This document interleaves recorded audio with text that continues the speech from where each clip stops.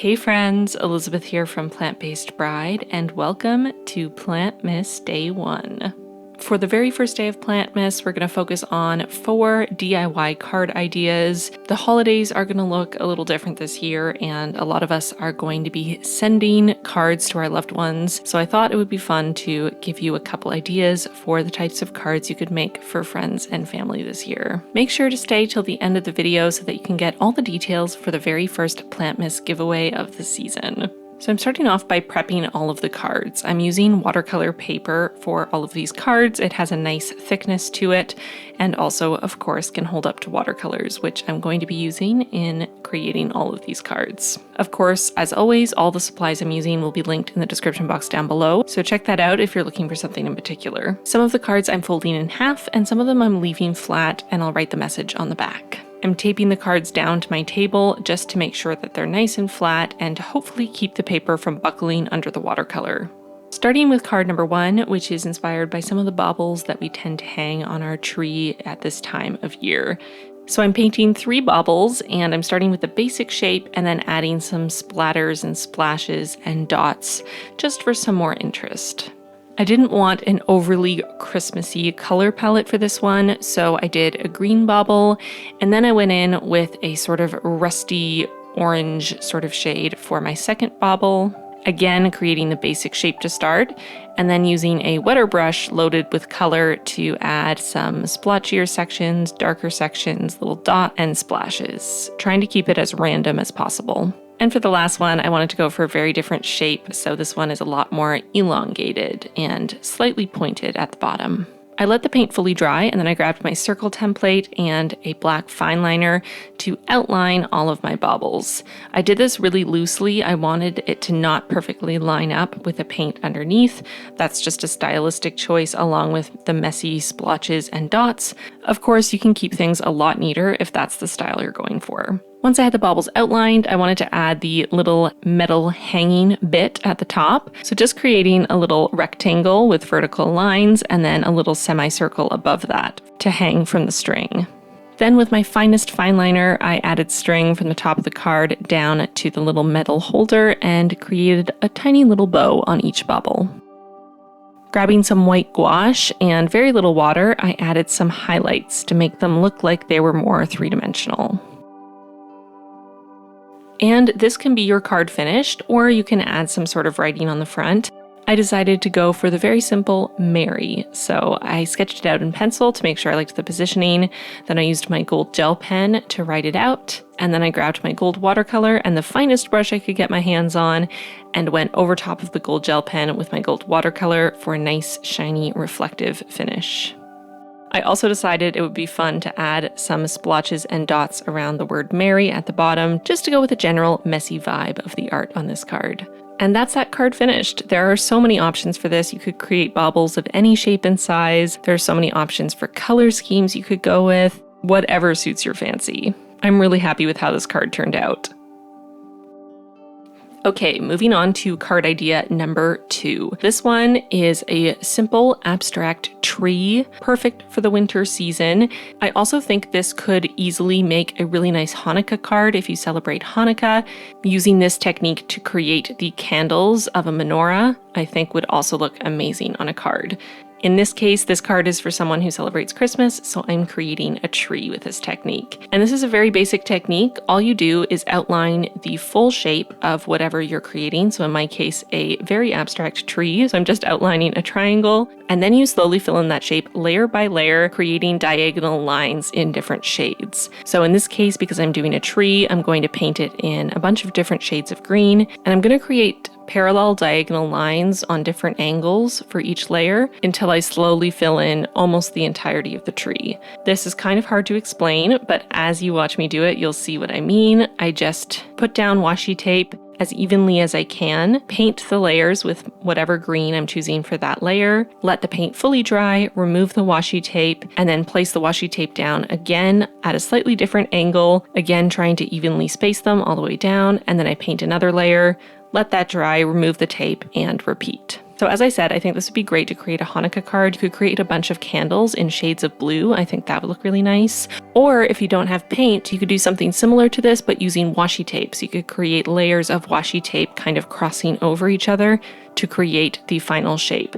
This may be a little bit harder to do. In that case, I would actually probably recommend that you cut out your shape and apply the washi tape so you can wrap it around the back and then glue your final shape to the page, which obviously will give a more three-dimensional look, but I feel like that would probably be easier to get your perfect final shape, since in that case you couldn't have a tape line to help you get a clean edge. I purposefully didn't fill in the tree all the way. I did want there to be some negative space, but as you can see, I did fill it in enough to give the idea of a tree, and I feel like this works really well for a Christmas tree as well because it kind of gives the feeling of garlands wrapping around the tree, which is of course a very common Christmas decoration. And then again, I decided it would be fun to just write Merry on the front. I guess I was feeling minimalist vibes on this day, so I just stamped Merry with my stamp set.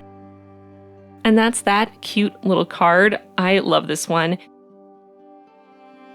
Onto our third card, and the second two cards I'm creating in this video are for French-speaking family. So the first one is just going to say Noël across the center of the card, and it seems like it's been a trend lately to have letters created out of botanical elements. And I saw someone create a piece of art that said Noël, and the letters were made out of trees, and I thought that was such a pretty idea. So that is what I'm recreating here. I'm using a little bit of washi tape and my circle template to help me outline the letters to try to get a nice clean edge, but I'm not going overboard. I am freehanding quite a bit of the letters just to save time, and again because it's a handmade card, so the irregularities are what makes it special. These are so easy to make. You just paint basically the bottom 3/4 of the letters solid green, and then the top quarter is going to be your trees.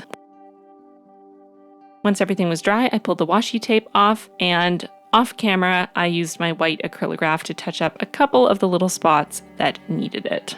And this is this card. Again, super simple, super easy. You could easily do this in different languages or for different holidays, just using a short word that represents the season, and then creating those letters out of a forest, basically.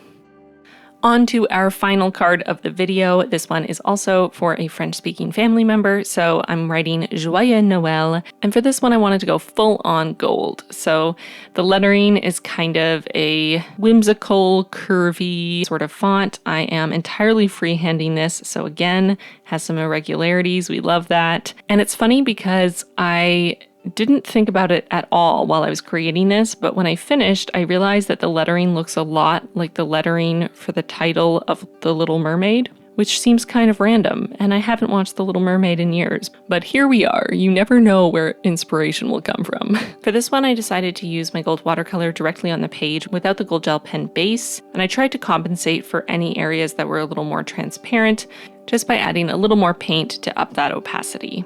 I found this so much easier using a flat brush, so I would highly recommend that if you're doing something like this. I find my lines tend to be a lot more wobbly with a brush if it is a brush with a finer tip, but a flat brush I can tend to get a pretty nice straight line, especially the shorter lines. I added the little accent on top of the E, and I knew I wanted just a tiny little artistic element on this, so I used some red and green watercolor to create a little sprig of holly at the bottom.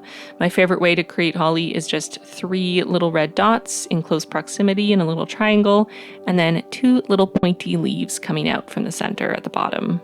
And the last step for this card is to add Joyeux at the top. So I decided to use my stamp set in my gold ink to start to get a nice base, and then used my gold watercolor on top. I mostly just did this to speed up the process instead of worrying about trying to make nice, neat little letters. I was able to have a bit of a guideline. And then because I stamped it slightly uneven, I decided to add a little swooshy underline to help kind of cover the irregularity of my stamping skills. And there we have it. That is our final card. And here's a little overview of our 4 cards once again. I'm really excited to send these cards to my family in the mail and to see their faces when they open them when we have our holiday Zoom call. I hope this video gave you some ideas for some DIY cards you could make for friends and family. Don't forget that I made a video like this last year, so if you're looking for even more ideas, I'll link that video in the cards and in the description box so you can go back and watch that one for even more ideas. I'm so excited to share the next 11 days with you for the rest of Plantmas. I have so much fun content coming. And since we have come to the end of the video, it's time to talk about our first Plantmas giveaway. For day one of Plantmas, I wanted to start things off with a bang, and I'm very excited to be doing a giveaway with the cooperation of Archer and Olive. One of you will be lucky enough to win a notebook of your choice from Archer and Olive's website. You can choose from any of the notebooks they currently have in stock, as well as one of their sticker packs of your choice. I'll leave the link below so you can check out what's available and see what your prize could be. I really wanted to make the prize something you could choose yourself so that you could get whatever size it was you wanted, or pick something that really fit your aesthetic and preferences. This giveaway, along with all of the Plantmas giveaways, are open internationally, no matter where you live in the world, as long as you are over the age of 18 or have the permission of a parent or guardian. All the rules for entering the giveaway are in the description box down below, so go check it out. There will be a giveaway in every single video of Plantmas, and the rules will always be in the description box. I'm going to be picking the winners of each giveaway the day after I post the video, just for my own sanity and keeping on top of everything. So make sure you turn on notifications so you can enter the giveaways right away and make sure that you don't miss the cutoff. Check out the rules in the description box down below and enter in the comments. Good luck to everyone. I'm so excited to start Plantmas. I'm so excited for 12 days of videos and giveaways. And with that, I'm going to get going. Thank you so much for watching Plantmas Day 1, and I'll see you very soon in my next video tomorrow for Plantmas Day 2. Bye, friends.